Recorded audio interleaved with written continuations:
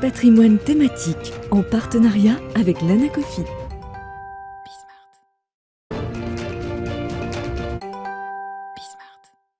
Et on commence donc comme d'habitude avec patrimoine thématique, un patrimoine thématique consacré tous les jeudis aux thématiques d'investissement socialement responsable, finance verte ou encore investissement à impact. Aujourd'hui, nous allons nous demander avec Pauline Becquet, directrice générale de Finance for Tomorrow, donc comment faire de Paris la référence en matière de finance verte. Bonjour Pauline Becquet. Bonjour. Bienvenue sur ce plateau. Finance for Tomorrow, je le rappelle, c'est l'entité qui réunit tous les acteurs finalement de la place financière parisienne qui décident de s'engager pour un avenir durable et qui prennent des engagements. On aura l'occasion d'y revenir. Vous êtes du coup bien placé pour suivre les différents engagements financiers au sein de l'actualité, notamment à l'occasion de la COP26, alors que celle-ci vient de se terminer. Une COP26 avec un bilan assez mitigé ou critiqué, en tout cas. Nombreux sont ceux à évoquer un bilan en demi-teinte, insuffisant. On parle de manque d'ambition, qui est un terme assez fort, avec notamment une COP26 qui s'ouvrait quand même sur un constat d'échec, qui était qu'on n'avait pas réussi à réorienter finalement l'activité économique à l'issue de la COP21 pour aller vers un objectif de réchauffement climatique de 1,5 degré, et que là on allait plus vers une hausse de 2,7 degrés. Cette COP26 s'est terminée il y a quelques jours. Quel bilan vous en tirez, vous, Pauline Becquet ? Je partage tout à fait ce bilan en demi-teinte, c'est-à-dire que l'accord de Glasgow à l'issue des négociations, il est quand même assez décevant. On voit bien que l'ensemble des contributions nationales ne permettent pas d'atteindre l'objectif des 1,5 degrés, et encore faut-il que ces contributions soient réalisées.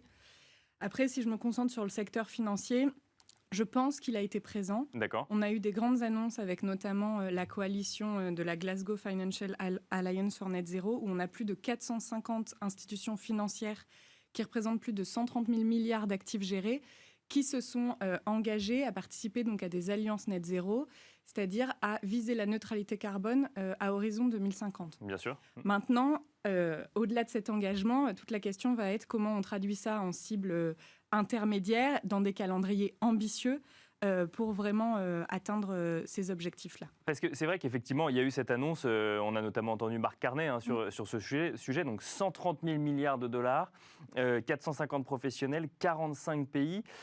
En fait, d'un côté, on a envie de se dire, mais l'engagement est pharaonique, et de l'autre, on a envie de se dire, mais encore un effet d'annonce. Et en fait, chaque année qui passe est une année où on nous explique que l'urgence est encore plus importante. Et alors, c'est pas forcément pour le secteur financier, mais on a l'impression qu'en fait, qu'on enchaîne entre la COP21 et la COP26 avec des annonces supplémentaires, mais avec un constat d'urgence encore toujours présent. Complètement. Et c'est sûr qu'il faut accélérer. Et nous, ce qu'on a mis en place chez Finance for Tomorrow, parce que justement, on pense qu'il ne faut pas rester aux effets d'annonce et d'engagement, on a mis en place en 2019 un observatoire de la finance durable. Bien sûr, oui. Qui a vraiment pour objectif justement de suivre la transformation des flux financiers. Et donc, on va introduire à partir de l'année prochaine un suivi de ces engagements net zéro.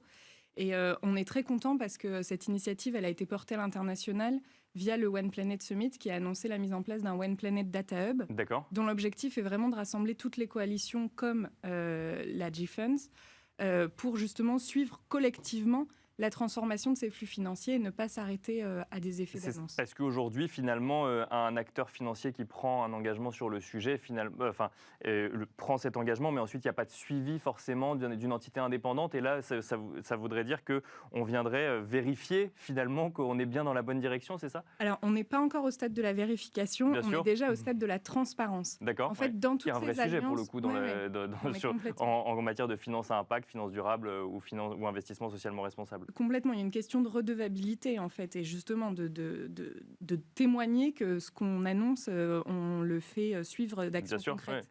Et donc en fait, aujourd'hui, dans toutes les alliances, il y a des obligations de reporting, mais qui sont individuelles, et puis on ne sait pas forcément où les trouver, et surtout, il n'y a pas d'agrégation collective. Or, atteindre la neutralité carbone, ça se fait que collectivement, ça se fait pas entreprise par entreprise. Ouais. Donc on a besoin d'avoir ce suivi collectif. Mais alors, justement, sur cette question de transparence ou même de confiance, je soulève deux sujets. Effectivement, il y a ceux qui prennent des engagements et qui les tiennent, ceux qui prennent des engagements, et on peut lire dans la presse que ce n'est pas toujours le cas sur certains acteurs financiers. Et surtout, il y a plusieurs labels, il y a plusieurs congrégations ou en tout cas alliances. Et en fait, ça donne un manque de lisibilité du secteur qui vient alimenter un manque de confiance finalement dans ces investissements verts. Comment est-ce qu'on peut faire ? Parce que là, ça va va au-delà de la finance. Il faut une réglementation presque européenne, voire mondiale sur le sujet. Alors oui, et on va la voir.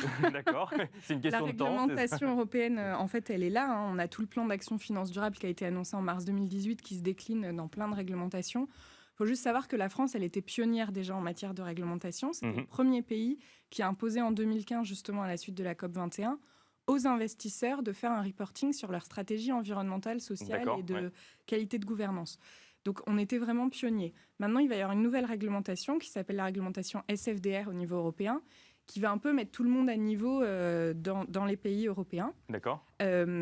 Et la France va encore plus loin, puisqu'elle a révisé sa précédente réglementation avec un nouvel article qui s'appelle l'article 29 de la loi énergie-climat, et qui impose d'aller encore plus loin. Donc, les investisseurs français, ils doivent vraiment reporter sur leur alignement avec les objectifs de l'accord de Paris, mais aussi bientôt sur leur alignement avec les objectifs mondiaux sur la biodiversité.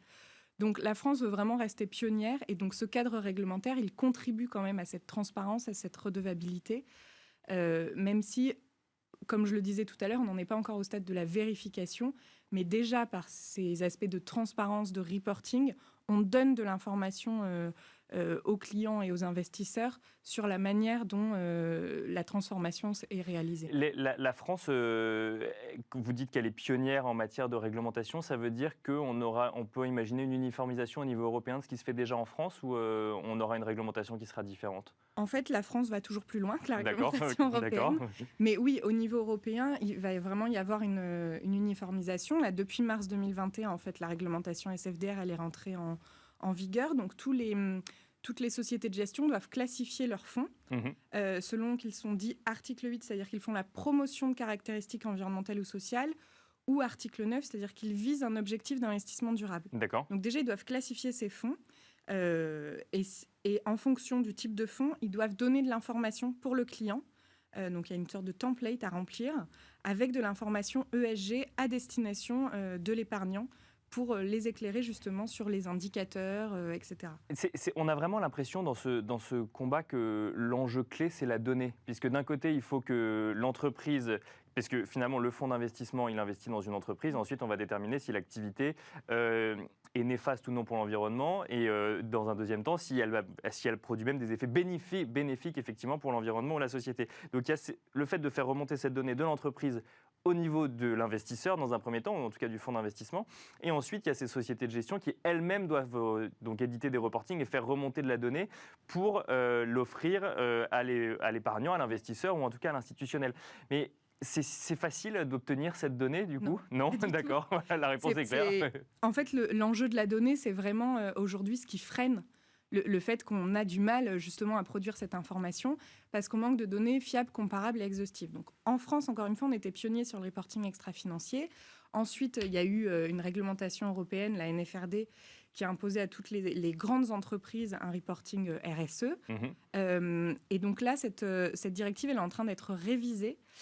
Et la Commission européenne est en train d'introduire en fait des normes extra-financières sur la donnée extra-financière. Comme on a eu des normes comptables, on est en train de normaliser la donnée extra-financière. Et il y a aussi un projet de base de données européenne centralisée qu'on appelle ESAP pour European Single Access Point.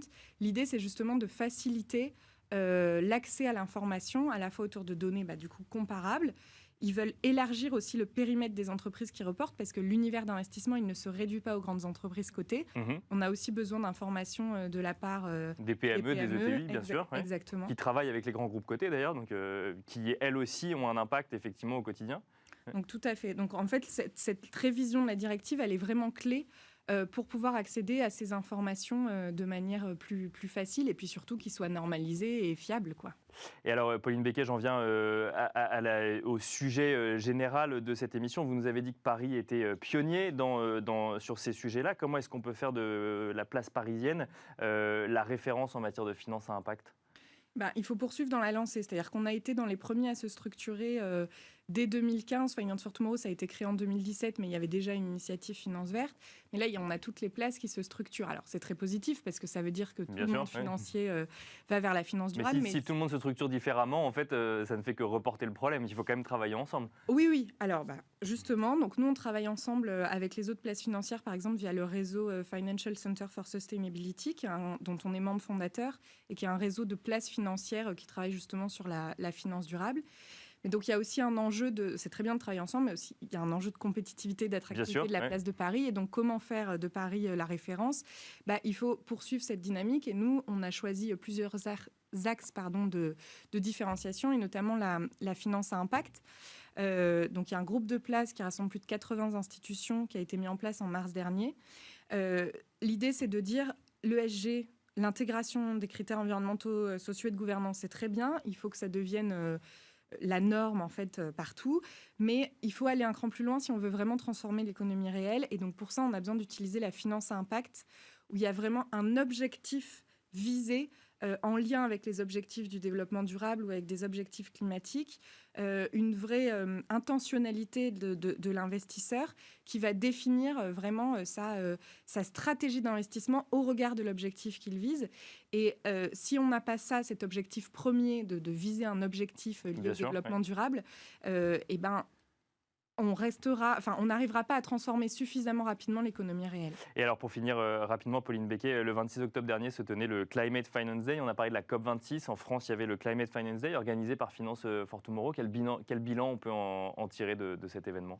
Un bilan plutôt positif parce qu'il y a eu un certain nombre d'annonces d'acteurs financiers, notamment autour des énergies fossiles, dans l'idée de sortir progressivement des énergies fossiles.